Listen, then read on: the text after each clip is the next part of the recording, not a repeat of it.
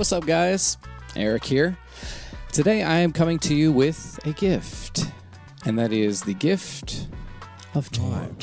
I've been receiving a lot of really great feedback on the channel lately, but one of the most common requests that I get is for a playback session template. So I took a little time, put some thought into it, a little bit of elbow grease, and I am happy to present to you today the ultimate Ableton playback template. Now, this template is a result of years and years of trial and error and experimentation and refining, and it is reflective of the exact types of sessions that I build and operate today. So what I'd like to do is give you a brief overview of what the template includes, and if you like what you see, you can hop down in the description, hit the link, and you can pick up a copy of this puppy for yourself. Start saving yourself some time. That being said, let's jump in. Okay, so up at the top here, track number 1, we've got our song track. Now, this is a MIDI track that holds empty MIDI clips, otherwise known as dummy clips. For those of you who don't know, dummy clips are empty clips that are mainly used in Ableton as a utility, primarily for navigation and labeling. These song MIDI clips essentially just sort of function as giant clickable labels. And with MIDI clips in Ableton, when you click on them, it sets the playhead right to the beginning of the clip, which in this case is the beginning of the song. So it makes it easy to identify and jump to various songs. Now, there is an added benefit to this as well, and it is allowing you to quickly select an entire song should you ever need to cut, copy, move, etc. So what you can do is you can click the song MIDI clip and it automatically selects from the top to the bottom. Go down to your main track and shift click. So you select all the tracks in between, all the way down to your tempo automation. And from here, you can Command X. And if you want to scroll over here, something like that, Command V. Now you just moved your song all in one fell swoop. Track 2, we have our sections. Now, these are also blank, empty, dummy clips, just like our song track, that instead contain our different section labels, our verses, choruses, pre-choruses, etc. Again, useful for navigation, identifying sections quickly, and jumping to them just by clicking on them. For my AbleSet users out there, it has the ability to scan your session and find a MIDI track called sections. And when it finds that, it will actually read each of these clips and it will present it to you on your playback interface screen, and it'll show you what section's coming up next. And it'll also, you can MIDI map your MIDI controller to even navigate automatically between these sections just by hitting buttons. So you're an AbleSet user, there's an added bonus. Real nice. Track 3, click. So our click track is just a drum rack, and you can see we have 3 metronome samples in here. 3, whoa, wait a second. So the way I program metronomes, I'll have, like most people, I'll have our accented metronome, our unaccented, and then I'll actually throw a third one in there that is the unaccented sample, but just lower volume. The reason I do this is, there are certain songs or certain tempos where the regular main subdivision, which is generally your quarter note, might not be enough. You might want more structure or subdivision to your click. So I add in that little sort of super unaccented sample to sort of allow you to build that structure into your clicks. And the result is something that sounds like this. Now, I know it's panned left. You'll see why in a little bit, so don't worry. Track 4, cues. Now, our cues are anything from our song titles to our count-offs or our section and direction guides, our vocal guides that tell us where we are in the song and how to perform. Now, our cues are also a drum rack, and by default, I have only loaded in my custom James Brown count-off samples. I found these samples like in a song like 5 or 6 years ago or something like that, and they were just like the perfect count-off. I was like, oh, that was awesome. So I chopped them out, I cleaned them up, processed them, and dropped them into this session so you guys can use them. And they sound a little something like this. 1, 2, 3, I got to tell you, there is no better way to start off a song, like no hyper way to do it than James Brown counting off in your ear. It's the best, absolute best. Now you can see there's a bunch of other empty slots in your drum rack. Of course, you can put any vocal cues you want in here, and we'll kind of touch on this a little bit later too. But I leave these empty by default, so you can put in your own. Next up, we have PC group. PC stands for program changes. So program changes, for those of you who aren't familiar, are MIDI clips that contain MIDI data that are designed to be sent out a MIDI interface to MIDI program changeable devices on stage.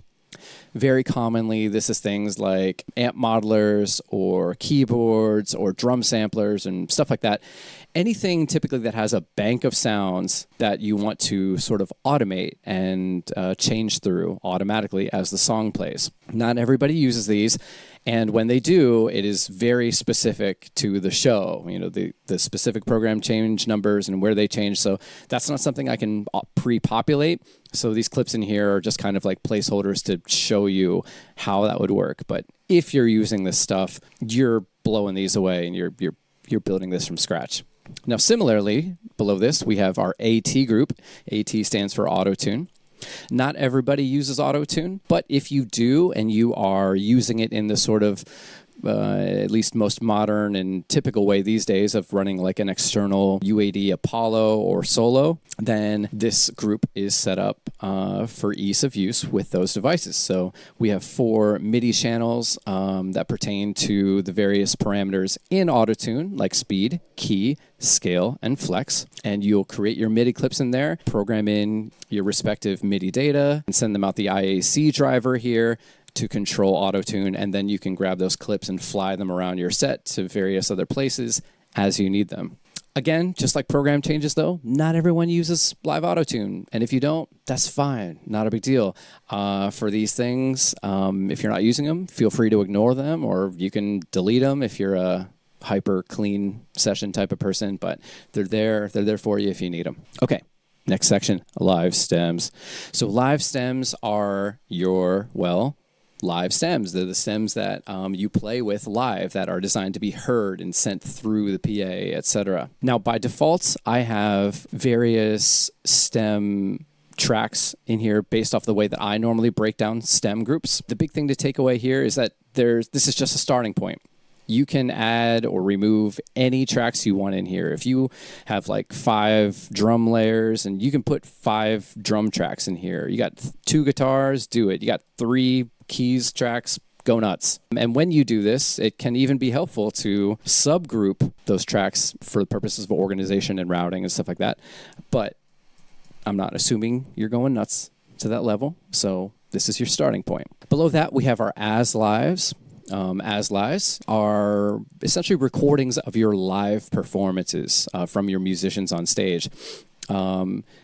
These are typically used in generally more extenuating circumstances where a musician is not available, somehow not able to make a show, or if there's like an equipment malfunction on stage and, you know, an amp modeler blows up and there's like no replacement for it, you can then sort of turn on that musician's, you know, a prior performance and still get their audio. This obviously is off by default because the intention is not to use this. Below that, we have our dead stems. Now, our dead stems, this is a group or a little repository where you can store stems that are from the original song, but you're not actually playing, you don't want to be heard in the PA. Now, not everyone will put these in a session, but I find it really, really, really helpful to do so. More often than not, I'll start by just dropping all the stems into the live stems group, and then as we go through and we decide what stems are going to stay and what aren't, I'll drag the ones that aren't down into the dead stems group and keep them aligned to where they would normally play in the song. Now, the reason this is helpful is, number one, should you ever need to grab a sound that you initially took out, but you actually want in there, it's there, it's available, it's lined up, you just drag it up versus having to dig into your folders for a stem. Benefit number two, this is really helpful if you're doing one-on-one pre-production sound design sessions with guitarists and synth player or keys players and stuff like that. where you want essentially a reference of the full album mix in there, so you can set your processing, your gain, your imaging, all this stuff to blend in perfectly with the tracks where you want it. Lastly, this is helpful just for like rehearsal reference. So if you're playing through and you're like, what is that kick drum pattern again? Or how is that arpeggio voiced or something like that? You can just, literally with the click of a button, you can turn all the dead stems on and instantly hear anything you want to hear. And obviously you can go in and solo anything specifically, should you want to. Now, lastly, we have our LTC SMPTE track down here. This is our timecode. For those of you unfamiliar with timecode is an audio track that sounds horrible and is used essentially to create a timestamp for every point, every second in a song. This audio is then sent to various other parts of your production and serves to keep everything in sync with your playback. This is most commonly seen with things like lighting boards, video, projections, obviously things that need to be synced up really well. But it can also be used for monitor desks and front of house desks. Maybe there's a section of a song where your singer needs a bunch of reverb or delay on their voice, or it's a guitar solo and you got to push the fader up. And instead of manually making those moves every night, the engineer can create a little snippet or snapshot that automatically changes those settings based off of the point in the song that you're at, which is based off the time code. So not everybody is necessarily using this, but again, it's here for you should you need it. If you don't want to use it, ignore it, delete it, do your thing. Okay, let's move down to the bottom here to our output lanes. Actually, I'm going to flip over to session view. It's a little easier to see here. So as you can see, I've set up some return tracks or aux tracks, however you want to call them in Ableton. And by default, I set up 1, 2, 3, 4, 5, 6 stereo aux tracks to reflect the 12 outputs of the very popular iConnectivity Play audio interfaces. Now, if you're not using one of those interfaces, no big deal. If your interface only uses 10 or 8 or 4 outputs, no big deal. You can delete unused outputs here, or you can continue to use them and go down to your external out routing here and then just change what outputs you want that particular lane to be sending out. But the reason this is really helpful is because, you know, when your session gets really big and you have like a ton of stems and you're in sound check and your engineer's like, yo, there's claps coming down the bass track, and you're like, ugh, you can quickly solo all of the bass instruments. I can be like, okay, yeah, it is. And then you can jump over to your live stems and figure out where the problem is. You can set your outputs individually from your stems on a stem by stem or group by group basis, but this allows you to quickly merge them down and see them all in one little condensed compact stack. It's very convenient. Lastly, on the far right here, we have our monitor channel. Now the monitor channel is a utility. It's not to be used all the time, just why it's like darkened out. And this is primarily used for sort of like on the fly edits. Times when you can't like hook up your interface or you're not coming through the PA. Maybe you're in a green room or a hotel room or on a plane or something. You got to make some edits. You can plug in your headphones. But the problem is if all your audio is split out multiple outputs and all you have is your headphones or even your laptop speakers, you're not going to hear all of them. You're only going to hear channels 1 and 2, which in this case is drums. So you can see all of the outputs have a send that's routed to the monitor channel. And if you turn that monitor channel on, then you'll just hear everything and you can make your edits. The last little point I want to touch on in this session is a kind of a cool little routing situation here. And I'm going to use the dead stems group to illustrate it. So as you can see, our various stems are being routed out various outputs, right? We have drums going out 1, 2, bass 3, 4, guitar 5, 6, keys, aux, effects 7, 8, background vocals and leads, which we don't normally use, going out 9 and 10. Over here, if we go to our click, you can see it's routed out output F, but hard pan to the left, which means it only goes out output 11. And then our time code is also out F, but it's hard pan right, which means it goes out output 12. Now, as you can see, the individual stems also send their audio to their parent group, which in this case is dead stems.